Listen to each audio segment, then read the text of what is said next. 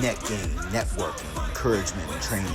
Brought to you by Jack of All People Trades, helping snow and landscape companies recruit, train, and retain the best employees.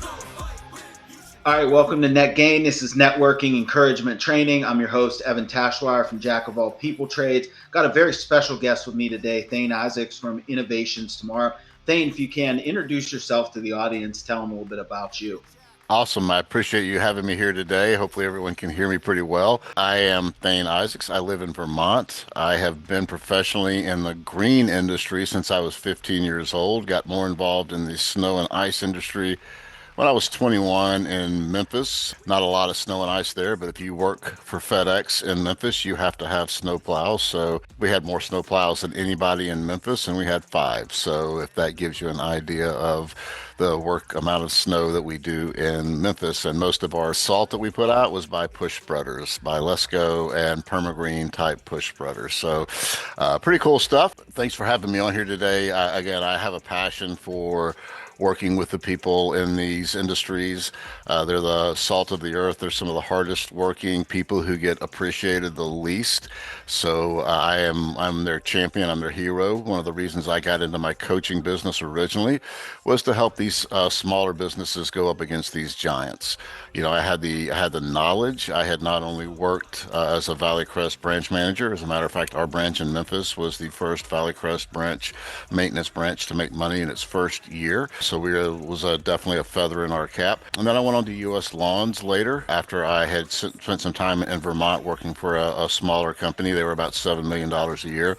I worked with them for about 5 years. And then I went to U.S. Lawns and went around the country working with people and realized that's really what I wanted to do with my life, was to be able to help people do that in a way that wasn't held in a container by the corporate world, because I had to fit the U.S. Lawns model.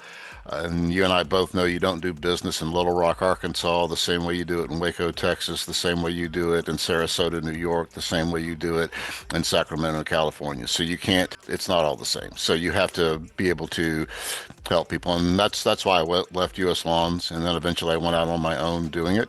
I've been doing it since 2015 and made it through COVID and keep going. Still have your ups and downs no matter what you are, especially when you're a solopreneur. But I wouldn't change it. My wife says I'm happier than she's ever seen me, so I must be doing something right. That's the main thing that matters. That's what I truly believe is wealth is not about the money you have in the bank, but it's about the life you live. Yeah, that's a great, first of all, I appreciate that, hearing about wanting to be the champion for the industry. I think this is, for those watching it later, this is being recorded in early December of 2025, which we had an early start for winter, a lot of early record breaking in different areas. So I know some crews who are either tuning in now or tuning in later might look back and this be a tough stuff. So I think you being a champion of the industry is really something good. And then, like you said, business everywhere is different. And even within those cities, how you attend to different types of customers is differently. You don't attend to the privately owned, or the hospital that needs, open access service the same way you attend to the warehouse. So Right. There's a lot of variability in that. What would you say? So, being that you're working with yourself, in the coaching now, what do you provide as far as, coaching both, services, and then talk a little bit about the retreats that you do as well for leaders and individuals? Sure. Well, everyone needs a niche when they're a coach. My big niche is to help owners be the satellite over the storm. So many owners are caught in the middle of everything, and they work in the business. They don't work on the business. They're a part of the business. And that's great to a certain point. But as business owners grow, they really need to pull themselves back a lot. There's so much personal attachment. I mean, I've had owners that I've said, look, you've got to get somebody to take these customer complaints. You every time this happens, you boil. You've got to get somebody to take these employee issues, because every time you start to worry about their loyalty, you take it too emotionally. So there's a lot of great things that a visionary, which most owners should be, can do. Day to day is not one of those. So again, getting them into that. So you talked about this is going to be an episode of personal development and growth, and that's part of what that is. Part of it is maturity. Part of it is, owners have told me before, it's like, well, I'm not, then what's my role? If I hire these people to do this and this person does this, what's my role? So your role as a visionary is to provide the environment for which these people can have a career doing what they love to do. And this is what you're doing. You are building a community here, not just a business. So that's what I try to help people see. And if you're not continuously growing and developing yourself, you get stuck in that immature thinking of, I've got to be the one that has the final say. I've got to do all this. And really, if you really want to be a great leader, you really need to have people around you that can do those things. You know, as Henry Ford said, why do I need to have all this information when I have this machine on my desk that I can push a button and get someone who knows that particular area better than I do? I'm not an expert in all these areas, but I can touch a button. And that's what we need to be understanding. You've created this business as the owner, as the visionary, and now your role is to allow people to do what they're best at, because you're not best at all those roles. Whether you think you are or not, you're really not. I don't care who you are. And that's part of what I try to help people see. And if you're not mature enough to let some of that go, it's a difficult road. No, really good. And I like how you talked about, your niche, specifically being working with owners. It sounds like specifically working with owners that are kind of either at that crest of needing to work, as you said, on the business, not in the business as much, or maybe they've gone beyond that crest and just haven't made that transition yet. But I like what you said too about really you being a change maker of helping that owner get from I do when I work in the business to I create and I make that environment and I empower others to do. So kind of Yes. with that, what have you seen some of the biggest challenges that owners run into and kind of how can they overcome? So if an owner's listening to this and they're saying, yeah, Thane, that sounds great. What kind of challenges are out there and maybe what encouragement can you give them to, overcome? Well, let me back up for just a second with that, because every owner has their own challenges. I'm not a cookie cutter approach. I don't do a cookie cutter approach, and there's not a cookie cutter answer to that. I know that's not what you're looking for. I know that's not what you're asking Sure. by any means. But, there are situations where, say, an owner has taken over from their father, from their parent. That's a different situation than an owner who has built it up from the ground up. Sometimes you have to get an owner who they've taken over from their father to understand that their father no longer runs this business. It's your business now. Your father's even passed away, but you still, he follows you around on your shoulders everywhere you go. And you're still questioning yourself. What would my dad do? You need to be asking yourself, what would you do now? Again, having that person over your shoulder is great, but not at a point of making you get stuck and making you not be able to make decisions. Then I've seen again the owners who have built these businesses up from scratch. And some of their challenges that they run into as far as being able to be able to do these things is they are like, well, I built it up this far. I know everything. I was able to do this, able to do this. You can't tell me what to do. And you work with businesses as well, and one of the biggest hardest setbacks and can even make you lose a client is, they've got to look in the mirror 95% of the time. A business owner has got to look in the mirror. If they are not willing to look in the mirror, we're probably not going to be able to get very far. Being able to tell having to tell someone and having them be able to digest the fact that it's like, hey, these are horrible people, or they're not doing their job right, or whatever it is. It's like, well, did they hire themselves? I don't think so. Did they train themselves? I hope not. So who's doing all that?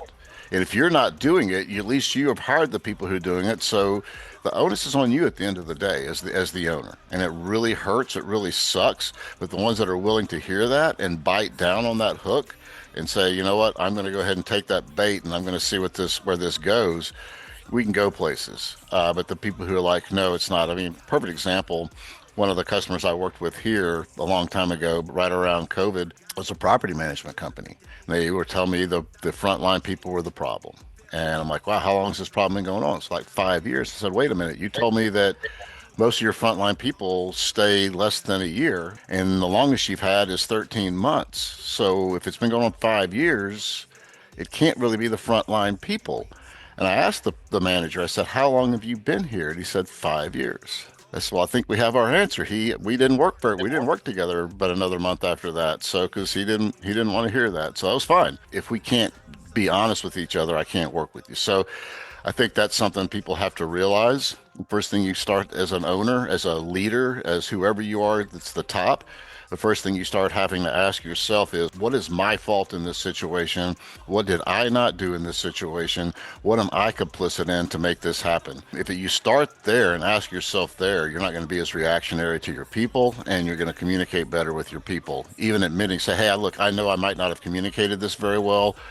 How could I have done a better job? If you start out like that, as opposed to going, how the hell did this happen? So again, I think owners have to be able to communicate well, to be effective. I think that has to be their role, is to have that vulnerability and to be able to start with self. That's a lot of good nuggets. I mean, I feel like that could be. I mean, we could probably be here for 4 hours following each one of those trails down, like really where they go. But a lot of good that I heard there was number one, kind of the differentiator between, and I know even these aren't cookie cutter, like you said, but kind of the inherited second generation, from the father, the parents versus, owner who built it from the ground themselves and kind of, unique challenges they have. And I think what you said about, those who inherit it from their father, and it's like, well, what would my dad do? I think that can even apply when people get promoted or in line in like succession. What would the prior manager do? Well, my boss used to have this job. What would they do?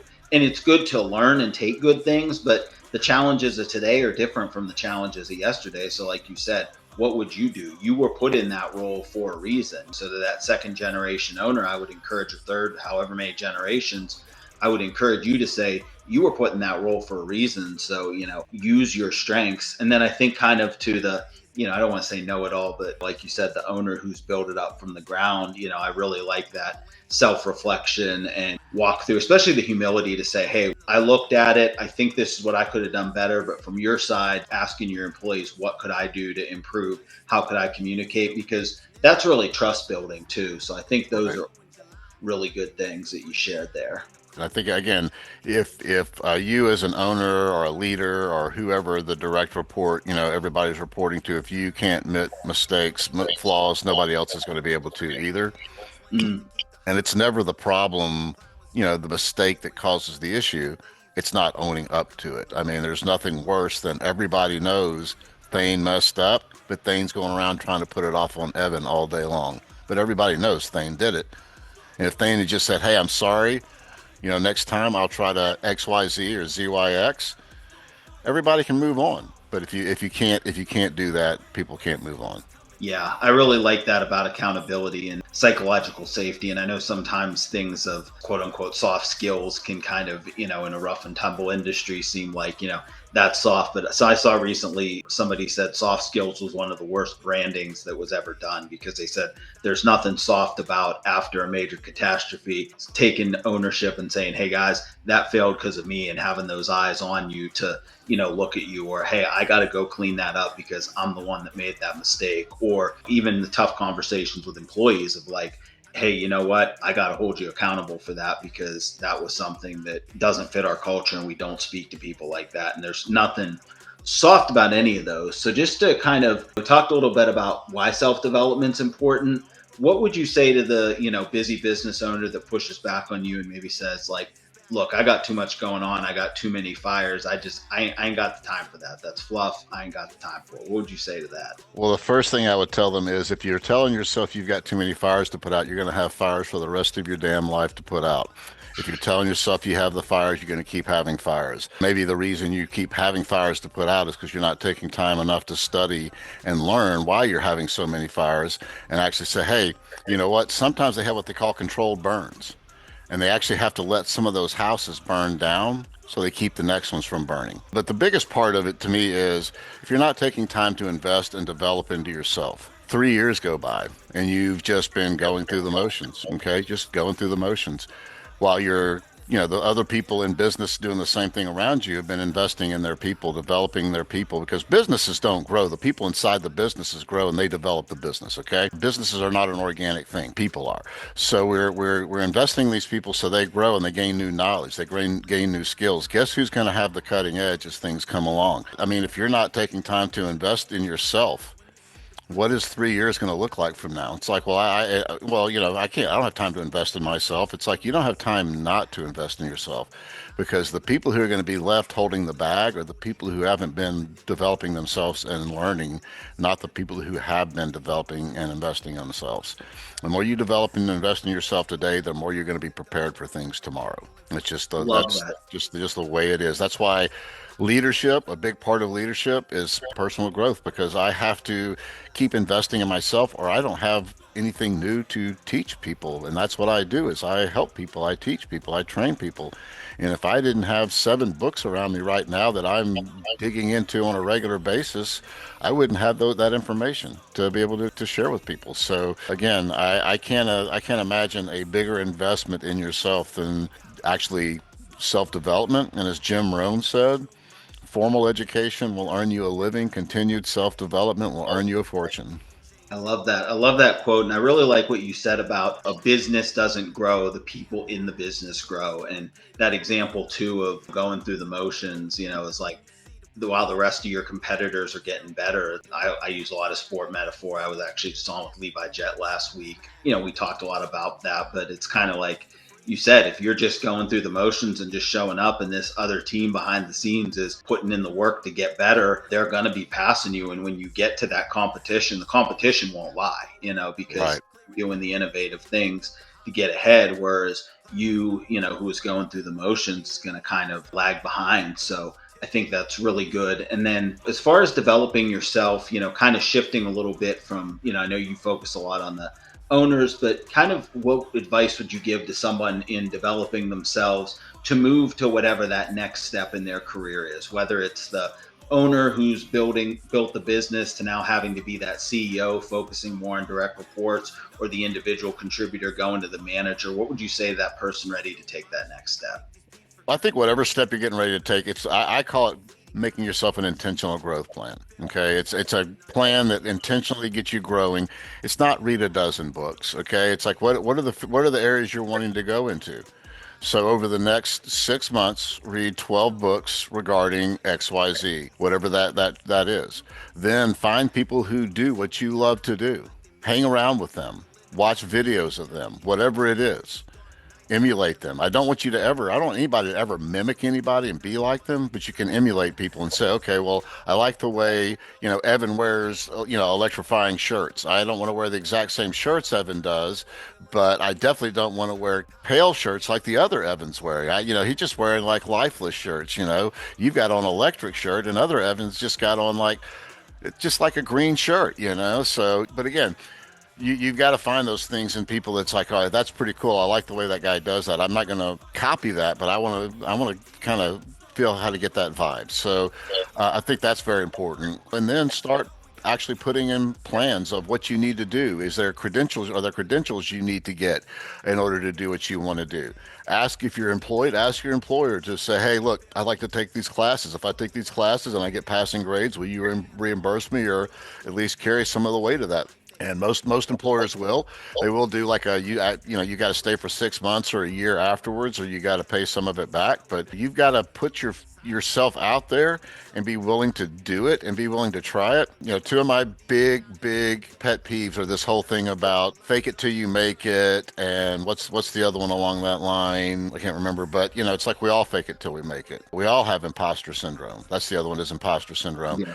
Look, when I walked in to be a branch manager the first day, I had never been a branch manager before. And you're telling me I wasn't faking it till I made it? You're telling me I wasn't faking? There was nobody coming to train me. Not one single person came in to train me. It was, there you go, there's the job. That was it. That was at True Game. And then when I left there, when I went to Valley Crest, I didn't have anybody come and train me on their systems and processes. It was just, here you go. There you go. I was faking it till I made it the whole way. So many people, it's like, oh, you can't fake it till you make it. It's like, well, tell me somebody who's walked into a new role and knows exactly what they're doing. So I just try to beat that down, because I think too many people beat themselves up about, well, I'm not ready for this yet. It's like, of course you aren't. You know what? And once you do get ready for this, you're gonna be ready for something. You're gonna try something else, because this is gonna get you bored after a little while. And you're not gonna be able to master any role till you've done it for 2 years. So again, all these things that we beat ourselves up about taking on a new role. I can tell you right now, when I started my business, okay, what I'm doing right now, that I've been doing since May of 2015. I launched it one night, and that night somebody reached out to me and said, "Hey, I want you to come do this for my business." I wasn't ready. I hadn't gotten anything ready. I had a website. That's it. And I knew that guy. If I'd said no to that guy, he would have said, "All right, good luck." As it was, I billed out over $500,000 to them over the next 4.5 years. And I wasn't ready, but I did it. I went and did it. And, I'm still going today. Made it through COVID. Ups and downs yet, but if I hadn't have started, you can't ever take step two till you take step one, and you won't know how good you're stepping till you start stepping. So I just say, go for it. Don't let anything stop you. You're your own worst enemy, and fear and doubt has killed more dreams than lack of knowledge or lack of skill ever will. So that's my biggest thing, is just go for what you want. No, great encouragement. And I think the key takeaway there is really growth plan and shadowing for wherever you want to be next. So I'd say to those owners who need to become more the CEO types or having certain challenges, have your growth plan on that with reading certain books, maybe reaching out to a coach like Thane, or also networking with other owners who are facing those challenges. You want to grow your sales, network with other owners who have grown their sales. If you need to scale or make your operations more efficient, network with owners who have built it up and have had to scale or add different branches on. So I think those are both really good. And then also good encouragement about, like, you're never ready, and not in you're never ready in a bad way, but like, Right. don't need to feel 100% ready. So I think those are all really good encouragements. Last thing I wanted to close with here on the recording part, Thane, if you want to talk a little bit about, I know with your business, you do some retreats that you offer. If you want to kind of talk about those, kind of who those are for, how people can get connected with you, definitely take the floor for that.